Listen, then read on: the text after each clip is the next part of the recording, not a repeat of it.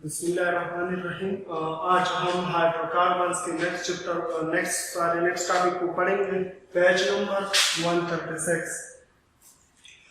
इसमें हमने जो अल्कीन की रिएक्शन थी वो स्टार्ट किए थे, उसमें हमने चंद रिएक्शन किए थे और चंद रह गए थे। तो आज हम नेक्स्ट पार्ट करेंगे। तो यहाँ पर जो है नेक्स्ट रिएक्शन वो है ozonolysis of alkyne. Ozonolysis of alkyne जो है हम इस तरह करते हैं, अल्कीन से ओजोन को पास करते हैं, लेकिन एनअक सॉल्वेंट में।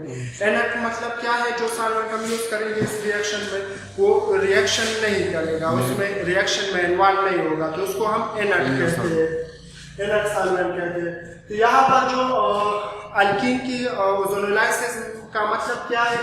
ओजोन क्या है? O3 एलोट्रॉपिक पावर ऑक्सीजन है, और ये हम अल्कीन से पास करेंगे तो इससे एक इम्पोर्टेंट प्रोडक्ट जो है वो बनेंगे, कार्बोनेट कंपाउंड भी हम उसकी थ्रू बना सकते हैं। उसके अलावा अगर आप लोग देख लें तो ये जो एक इम्पोर्टेंट रिएक्शन है, ये हम यूज करते हैं कि डबल बॉन्ड की पोजीशन कहाँ पर है। अल्कीन में डबल बॉन्ड की पोजीशन को लोकेट करने या मालूम करने के लिए भी इस रिएक्शन को यूज कर सकते हैं, ठीक है। तो उसमें जो मैकेनिज्म है वो आप लोगों की बुक में नहीं है, लेकिन मैंने वो डायरेक्ट है, तो मैं मैकेनिज्म करूंगा, आप लोग अपने साथ कॉपी में ठीक से नोट कर लो। तो यहाँ पर ये है जो फर्स्ट नंबर अल्कीन। अल्कीन जो है उसमें हम क्या करेंगे? ओजोन उससे पास करेंगे। मैकेनिज्म ये है कि यहाँ पर जो ओजोन है, ओजोन हम इस तरह लिख सकते हैं, O डबल बॉन्ड O और O नेगेटिव। इस ऑक्सीजन पर पॉजिटिव चार्ज है क्योंकि उन्होंने 3 बॉन्ड बनाए हैं, ठीक है, और 3 बॉन्ड में उसकी वैलेंसी तो कंप्लीट है, लेकिन उसने एक बॉन्ड जो बनाया है कोऑर्डिनेट कोवेलेंट बॉन्ड है, इसलिए उस पर पॉजिटिव चार्ज आएगा लोन पेयर की वजह से। यहाँ पर ये ऑक्सीजन नेगेटिव होगा क्योंकि उन्होंने एक बॉन्ड बनाया है, तो ये नेगेटिव ऑक्सीजन इस कार्बन पर क्या करेगा? अल्कीन की अटैक करेगा। तो यहाँ पर कार्बन जो है 5 बॉन्ड नहीं बना सकते, तो ये एक बॉन्ड इस ऑक्सीजन के साथ बनाएगा, लेकिन ये डबल बॉन्ड शिफ्ट हो जाएगा इस ऑक्सीजन से बॉन्ड बनाएगा। तो यहाँ पर ये ऑक्सीजन भी 3 बॉन्ड नहीं बनाएंगे, तो ये इलेक्ट्रोपॉजिटिव है, इस पर पॉजिटिव चार्ज है, सॉरी ये इस ऑक्सीजन पर पॉजिटिव चार्ज है, तो ये इस बॉन्ड को अपनी तरफ शिफ्ट करेगा क्योंकि वो अपने आप को स्टेबल करेगा।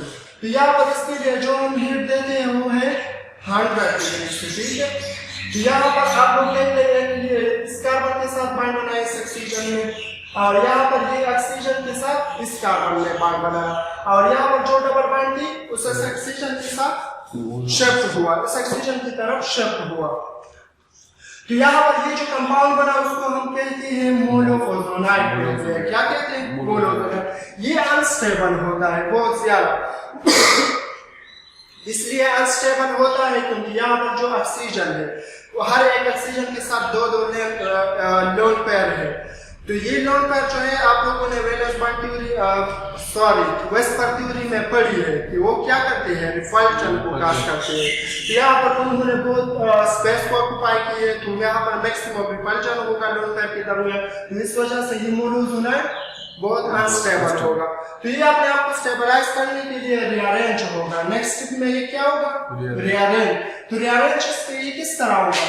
ये जो बॉन्ड है ये ऑक्सीजन की तरफ शिफ्ट हो जाएगा, तो यहाँ पर C और उसके साथ H है ये वाला, और डबल बॉन्ड हो एक ये बना, ठीक है, और दूसरा जो ये बॉन्ड है ये इस ऑक्सीजन ने 2 बॉन्ड बनाए, तो ये बॉन्ड इस ऑक्सीजन की तरफ शिफ्ट हो जाएगा, और ये बॉन्ड यहाँ पर सॉरी लोन पेयर है इस ऑक्सीजन के साथ, तो ये यहाँ इस कार्बन के साथ डबल बॉन्ड बनाएगा, तो ये बनेगा, क्या बनाएगा? ये, तो ये बना, ये ऑक्सीजन नेगेटिव हुआ तो ये बॉन्ड उसकी तरफ शिफ्ट हुआ, और यहाँ पर लोन पेयर थे तो उन्होंने कार्बन के साथ डबल बॉन्ड बनाया, तो इस ऑक्सीजन पर पॉजिटिव चार्ज किया हुआ क्योंकि उन्होंने अपनी लोन पेयर डोनेट किया, कोऑर्डिनेट कोवेलेंट बॉन्ड बनाया, 3 बॉन्ड बनाए, तो 3 बॉन्ड में ऑक्सीजन पर पॉजिटिव चार्ज होगा, ठीक है। तो यहाँ पर आप लोग देख लीजिए नेगेटिव चार्ज इस कार्बन पर क्या करेगा? अटैक करेगा नेक्स्ट स्टेप में, और यहाँ पर ये जो डबल बॉन्ड है ये वाला, ठीक है, तो ये डबल बॉन्ड क्या करेगा? ये इस कार्बन पर अटैक करेगा क्योंकि ये क्या है? इलेक्ट्रोपॉजिटिव है, और इसके साथ क्या है? ऑक्सीजन जो है वो इलेक्ट्रोनेगेटिव एटम है, इस कार्बन से इलेक्ट्रॉन को अट्रैक्ट करते हैं। इस तरह सेम इस तरह इसमें भी होगा, तो ये इस पर पार्शियल पॉजिटिव चार्ज होगा और ये पार्शियल लिंक्ड होगा। तो यहाँ पर जो डबल बॉन्ड है ये वाला, ठीक है, ये डबल बॉन्ड इस कार्बन पर अटैक करेगा, तो यहाँ पर इसके साथ क्या बना, ऑक्सीजन के साथ बॉन्ड बनाया, और इस ऑक्सीजन ने इस कार्बन के साथ बॉन्ड बनाया, ठीक है, और उसके साथ खुद ये ऑक्सीजन था, तो उसके साथ सिंगल बॉन्ड हुआ, क्योंकि एक बॉन्ड ने उस कार्बन के साथ बॉन्ड बनाया, तो ये कंपाउंड बनेगा। और इस कंपाउंड को हम क्या कहते हैं, ओजोनाइड कहते हैं। क्या कहते हैं, ओजोनाइड। तो ये जो ओजोनाइड है ये बहुत ज्यादा एक्सप्लोसिव होता है, धमाकेखेज होता है, तो ये हम अलग नहीं कर सकते, इस जगह पर रिएक्शन को स्टॉप नहीं कर सकते, ये फर्दर रिएक्शन करेगा, ठीक है।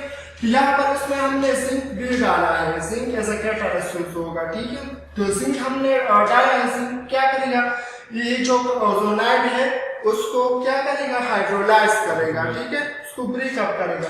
अगर आप देख लें तो ये जिंक क्या करेगा, ये ऑक्सीजन जो है उसके साथ निकल जाएगा जिंक ऑक्साइड, यहाँ पर ये बांड इस तरफ इस ऑक्सीजन की तरफ शिफ्ट हो जाएगा और ये बांड यहाँ शिफ्ट हो जाएगा। तो ये बांड जब यहाँ शिफ्ट हो जाएगा तो यहाँ पर क्या बना, इस देख ले कार्बन डबल बॉन्ड हो और उसके साथ एक एक हाइड्रोजन है, इसी तरह ये बॉन्ड जो है इसकी तरफ शिफ्ट हो जाएगा, क्योंकि कार्बन 5 बॉन्ड नहीं बनाते यहाँ पर, ठीक है।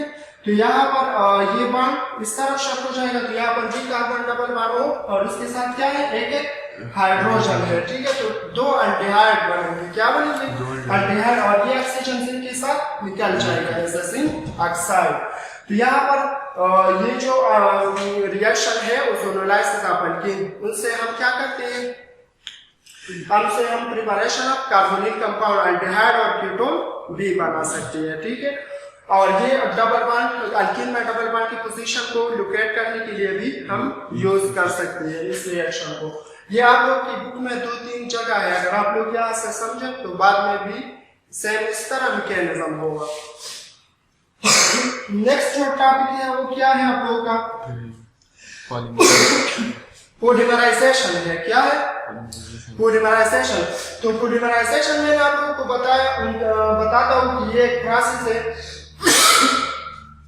उसमें सिंपल मॉलिक्यूल जिसकी मॉलिक्यूलर वेट कम हो, ठीक है, तो वही लो मॉलिक्यूलर वेट, जिस तरह में एक मोनोमर ये ले रहे कि ये आपस में कंबाइन हो जाए, केमिकल एक दूसरे के साथ जुड़ जाए, तो एक लॉन्ग चेन बनाएगा। क्या बनाएगा, लॉन्ग चेन। जब स्मॉल मोनोमर्स, उसको हम मोनोमर्स कहते हैं, जो सिंपल मॉलिक्यूल है उसकी मॉलिक्यूलर वेट कम हो, उसको हम क्या कहेंगे, मोनोमर।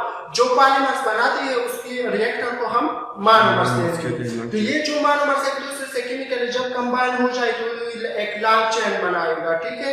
तो वही लॉन्ग चेन की में बहुत सारे मोनोमर आपस में जुड़ जाएंगे, एक चेन बनाएगा, तो उसकी वेट क्या होगी, हाई होगी, हाई मॉलिक्यूलर वेट होगी, क्योंकि वो एक लॉन्ग चेन है, उसमें बहुत ज्यादा मोनोमर्स आपस में केमिकली जुड़े हैं। तो उसको फिर हम पॉलीमर कहते हैं। क्या कहते हैं वही लॉन्ग चेन को, जब मोनोमर्स आपस में कंबाइन हो जाए, लो मॉलिक्यूलर वेट वाले मोनोमर या सिंपल मॉलिक्यूल जिसकी मॉलिक्यूलर वेट कम हो और एक लॉन्ग चेन बनाए जिसकी मॉलिक्यूलर वेट ज्यादा हो, तो उसको हम पॉलीमर्स कहते हैं और इस फिनोमेना को पॉलीमराइजेशन कहते हैं। क्या कहते हैं, पॉलीमराइजेशन। तो यहाँ पर हम अल्कीन की क्या करेंगे, पॉलीमराइजेशन। तो यहाँ पर मैंने नंबर ऑफ ईथीन ली है, क्या ली है, नंबर ऑफ ईथीन, उसको मैंने हीट दी है 100 to 300 डिग्री C और टेम्परेचर प्रेशर जो है 1000 to 2000 एटमॉस्फेरिक प्रेशर मैंने दिया। और कैटालिस्ट में क्या है, titanium chloride as a catalyst उसमें यूज होगा। तो उस पर यहाँ पर जो है यहाँ पर ये अनसैचुरेटेड है और चेंज हो जाएंगे सैचुरेटेड, अल्केन को चेंज हो जाएंगे। मतलब ये कंपाउंड जो है ये एक लॉन्ग चेन इस तरह होगा, उसके साथ मैंने एन लगाया है, ठीक है। इसका मतलब ये है कि एक लॉन्ग चेन होगा और उसको हम क्या कहते हैं, ये एक इम्पोर्टेंट कंपाउंड है, पॉलीथीन या पॉलीइथाइलीन कहते हैं, पॉलीथीन या पॉलीइथाइलीन। उसकी मॉलिक्यूलर वेट जो होती है तकरीबन 20,000 होती है या उससे ज्यादा भी होती है, ठीक है। और ये यहाँ पर एक जो ईथीन है दूसरे के साथ कंबाइन होता जाएगा इस तरह और ये डबल बॉन्ड की पोजीशन पर कंबाइन होंगे, ठीक है।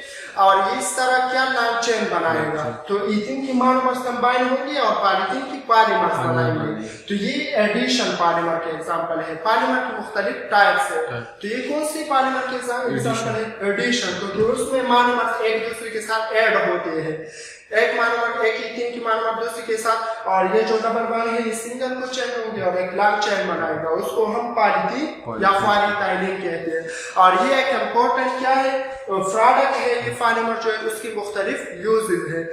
ये इसको आप लोग प्लास्टिक भी कहते हैं, क्या कह सकते हैं, प्लास्टिक। पॉलीथीन जो है ये प्लास्टिक है, और प्लास्टिक से मुख्तलिफ चीजें आप लोग क्या करते हैं, बनाते हैं। डस्टबिन उनसे बनाते हैं, जो शॉपर्स है दुकानों में जो होते हैं मुख्तलिफ चीजें लोग उसमें प्रयोग करते हैं, वो उनसे बनाते हैं, ठीक है।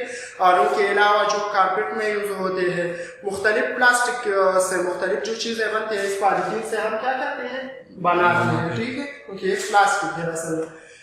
यहाँ पर जो नेक्स्ट टॉपिक है आप लोगों का वो क्या है, कॉन्जुगेशन इन एल्कीन। आप लोग कॉन्जुगेशन को समझे, कॉन्जुगेशन का मतलब क्या है, ठीक है।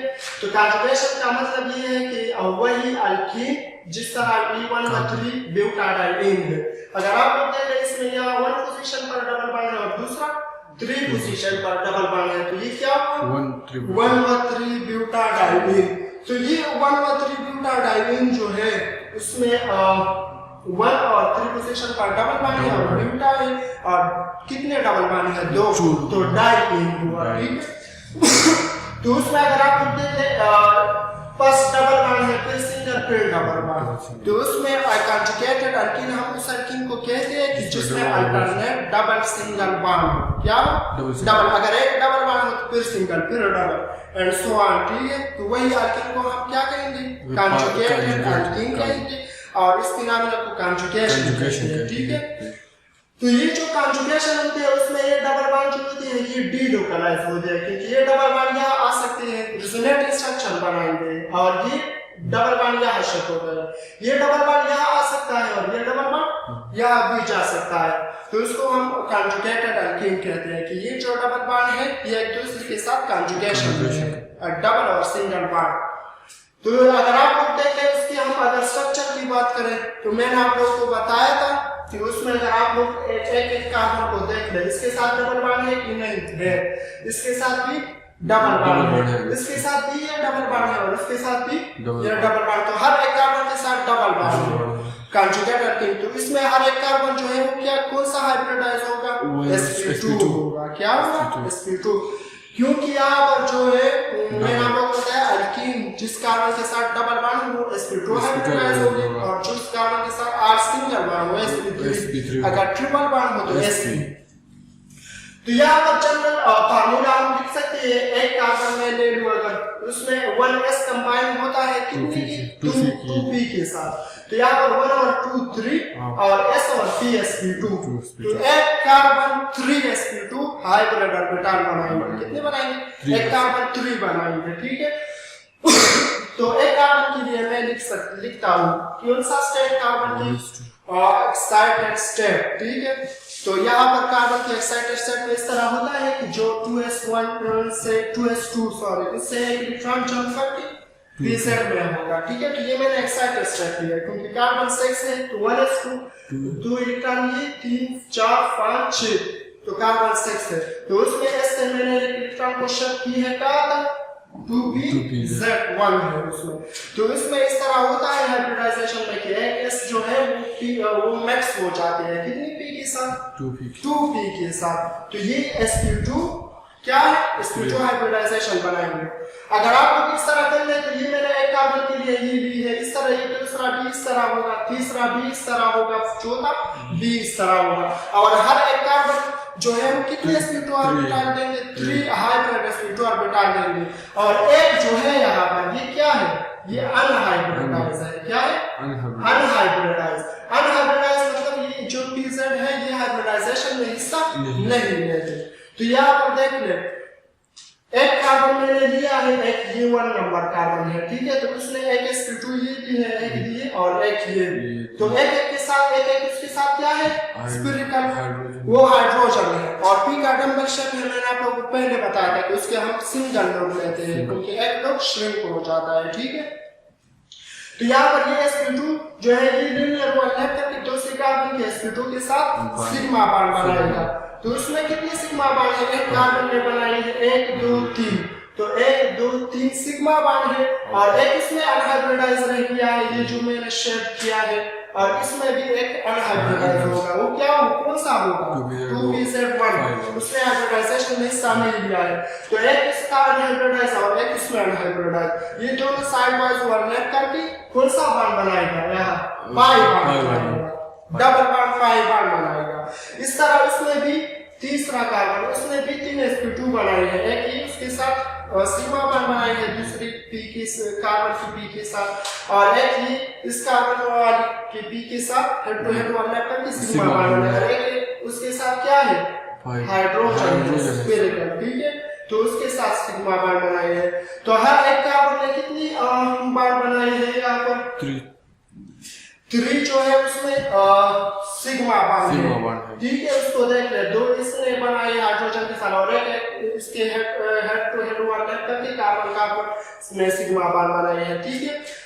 तो एक में उसमें क्या है, यहाँ पर एक हाइड्रोजन है, तो यहाँ पर देख ले इस कार्बन में भी एक क्या है, अनहाइब्रिडाइज pz होगा, इस कार्बन में भी अनहाइब्रिडाइज pz1 होगा।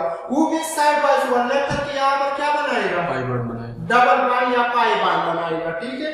तो यहाँ पर अगर आप लोग देख ले, जो हर एक कार्बन है उसमें कितनी अनहाइब्रिडाइज p मॉलिक्यूलर पाई ऑर्बिटल की 4, हर एक कार्बन में एक एक है, तो क्या कितनी हुई 4, तो 4 भी पाई मॉलिक्यूलर ऑर्बिटल की, और वो साइड वाइज ओवरलैप करके क्या बनाया, पाई बॉन्ड बनाया, ठीक है।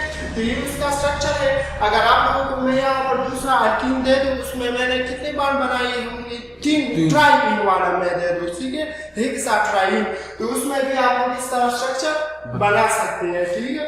एक उसमें क्या होगा, sp2 में एक अनहाइब्रिडाइज होगा, फिर हर एक कार्बन में इस तरह होगा, वो साइड वाइज ओवरलैप करके पाई बॉन्ड बनाएगा, और हर एक कार्बन में कितनी sp2 देनी है, 3, और हाइड्रोजन को देख ले उसके साथ 2 है, उसके साथ क्या है, एक है, इस वाले के साथ एक है, ऊपर देख लो यहाँ, ठीक है। तो ये यहाँ एक है, और यहाँ पर क्या है, उसके साथ एक है ये वाला, और उसके साथ 2 है, और ये, ठीक है। तो यहाँ पर जो है पाई इलेक्ट्रॉन में आप लोगों को बताया ये डेलोकलाइज है, ठीक है, ये अपनी जगह पर पैक्स नहीं है, लेकिन ये चंदन यहाँ आ सकती है, और ये यहाँ और ये यहाँ शर्त हो सकती है, ठीक है। तो ये रेजोनेटिंग स्ट्रक्चर बनाएंगे। तो यहाँ पर अगर हम मैंने आप लोगों को बताया था कि जो sp2 होता है उसका स्ट्रक्चर ट्राइगोनल प्लेनर होता है, और उसके लिए ज्योमेट्री 120 डिग्री तक होता है, ठीक है। तो इसके लिए जो कैरेक्टर होती है s और p की, फर्स्ट ईयर में आप लोगों ने पढ़ी होंगी, sp2 में s 33% होगा और p 67% होगा, ठीक है। तो यहाँ पर जो है सिंगल बॉन्ड की बॉन्ड की जो लेंथ है, ठीक है, वो कितनी होगी, जो सिंगल कार्बन कार्बन बॉन्ड की बॉन्डिंग है वो है 1.48 एंगस्ट्रॉम, और जो नॉर्मल कार्बन कार्बन बॉन्डिंग होता है वो 1.54 एंगस्ट्रॉम होता है। तो ये उससे थोड़ा कम है, ये क्यों, अगर ये वाला इस जो ये sp2 वाली कार्बन कार्बन की सिंगल बॉन्डिंग की बात कर रहा हूँ, कितना होगा, ये वाला ये 1.48 एंगस्ट्रॉम होगा। ये थोड़ा शॉर्टर है, किससे, अल्केन में जो होती है, अल्केन में क्या होगा, कार्बन जो sp3 हाइब्रिडाइज होगा, sp2 नहीं होगा, तो नॉर्मल सिंगल बॉन्ड अल्केन को हम कहते हैं, ठीक है। तो उसकी बॉन्डिंग कितने होता है, 1.54 ऐसा, तो ये उससे थोड़ा ज्यादा है, क्यों ज्यादा है, क्योंकि उसमें कार्बन sp3 हाइब्रिडाइज होता है, और यहाँ पर कार्बन जो सिंगल बॉन्ड है इस कार्बन के और कार्बन के दरमियान, तो ये कार्बन दोनों क्या है, sp2 हाइब्रिडाइज है, तो sp2 हाइब्रिडाइजेशन में ओवरलैप मैक्सिमम होती है, तो ये थोड़ा शार्प होगा, लेफ्ट बॉन्ड का अननोन अल्केन से शार्प होगा। अगर हम कार्बन कार्बन डबल बॉन्ड की बात करें, तो यहाँ की बात करें इस वाली की, जो कंजुगेशन में होती है, जो इस पेंटाडाइनिन वाली है कंजुगेटेड एल्कीन में, डबल बॉन्ड की हम बात करें तो वो थोड़ा ज्यादा होगा, 1.37 एंगस्ट्रॉम, बॉन्ड की लेंथ 1.37 एंगस्ट्रॉम होगा। नॉर्मल, अगर normal carbon carbon double bond की बात करें, जिस तरह अल्कीन की ईथीन में ये जो डबल बॉन्ड है ये पैक्स है, ये शब्द नहीं होगा क्योंकि कंजुगेशन में नहीं है, उनके साथ अल्टरनेट डबल सिंगल बॉन्ड नहीं है, सिर्फ यहाँ दोनों कार्बन के दरमियान डबल बॉन्ड और यहाँ पर पैक्स है, ये लोकलाइज पाई बॉन्ड है। ये पैक्स होंगे, ये पाई इलेक्ट्रॉन यहाँ पर पैक्स होंगे, क्योंकि इसके साथ ऑलरेडी दूसरा सिंगल बॉन्ड नहीं है कि ये इलेक्ट्रॉन उसकी तरफ शिफ्ट हो जाए, कोई डबल बॉन्ड ये इलेक्ट्रॉन उसकी तरफ शिफ्ट हो जाए। तो ये जो लोकलाइज डबल बॉन्ड होती है उसकी उनसे क्या होता है, उनसे थोड़ा क्या होता है, ये बड़ा होता है, ठीक है, उसकी बाउंड्री। तो इसकी वजह यही है, लोकलाइजेशन की वजह से ये क्या होगा, ये थोड़ा लार्जर होगा, क्योंकि ये पाई इलेक्ट्रॉन जो है ये पाई बॉन्ड ये डीलोकलाइज है, ये अपनी जगह पर फिक्स नहीं है। और यहाँ पर अगर अल्कीन वाले की हम ईथीन की हम बात करें तो ईथीन वाले डबल बॉन्ड का क्या है, ये फिक्स है अपनी जगह पर, उसमें कॉन्जुगेशन या डीलोकलाइजेशन नहीं हो सकती, तो उनसे ये वाला डबल बॉन्ड थोड़ा लार्जर होगा, ठीक है। तो आज के लिए यहाँ तक काफी है, और कल इंशाल्लाह हम नेक्स्ट टॉपिक को पढ़ेंगे।